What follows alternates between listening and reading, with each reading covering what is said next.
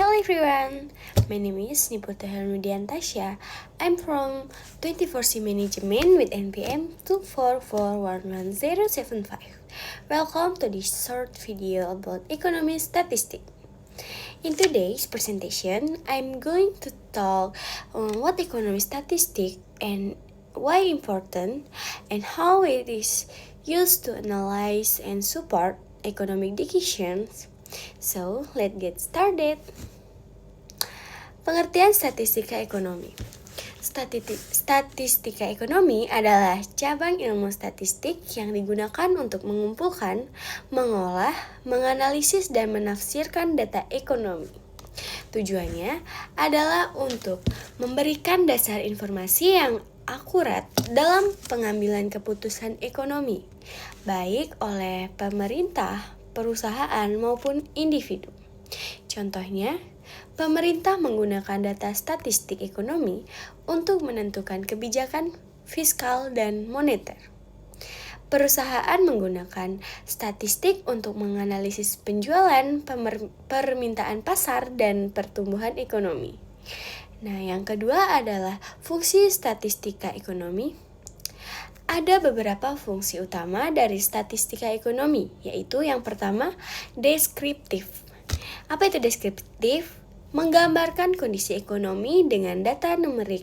Contohnya, tingkat pengangguran, inflasi, pendapatan per kapita. Yang kedua, inferensial. Apa itu inferensial? Inferensial adalah membuat kesimpulan berdasarkan sampel untuk menggambarkan kondisi populasi. Contohnya, memperkirakan pertumbuhan ekonomi nasional dari data sebagian wilayah. Yang ketiga ada prediktif. Prediktif ini memprediksi kondisi ekonomi di masa depan berdasarkan tren data yang ada. Contohnya, memprediksi tingkat inflasi atau pertumbuhan ekonomi tahun berikutnya. Baik, yang ketiga di sini ada jenis data dalam statistika ekonomi. Dalam statistika ekonomi terdapat dua jenis data utama. Yang pertama ada data kualitatif. Apa itu data kualitatif? Pasti semua orang tahu. Data kualitatif adalah menjelaskan kategori atau sifat seperti jenis pekerjaan atau tingkat pendidikan. Nah, yang kedua ada data kuantitatif. Nggak asing banget ya. Data kuantitatif itu adalah berupa angka seperti pendapatan, harga, dan jumlah produksi. Baik, berdasarkan data waktu pengumpulan, di sini ada data cross-section.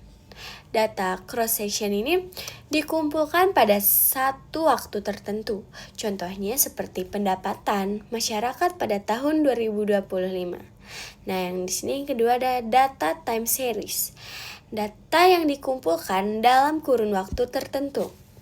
Contohnya seperti pertumbuhan ekonomi Indonesia dari tahun 2010 sampai tahun 2025.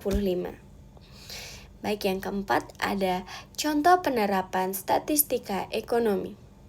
Statistika ekonomi banyak digunakan dalam kehidupan nyata. Misalnya perencanaan ekonomi. Nah, di sini perencanaan ekonomi nasional ya. Nah, di sini BPS menggunakan data statistik untuk menyusun PDB dan inflasi. Yang kedua ada bisnis dan investasi. Perusahaan menganalisis tren penjualan untuk meningkatkan strategi pemasarannya. Nah, di sini yang ketiga ada perbankan dan keuangan. Nah, bank menganalisis data untuk menentukan suku bunga dan kebijakan kredit. Dan yang selanjutnya adalah dengan analisis statistik. Keputusan ekonomi menjadi lebih rasional, efisien, dan terstruktur. Nah, okay, so that's all for today's explanation about economic statistics. We've learned what this is and function, the types of data, and how it's applied in the real world. I hope this video helps you understand how important statistics are in the field of economics. Thank you for watching and see you in the next video.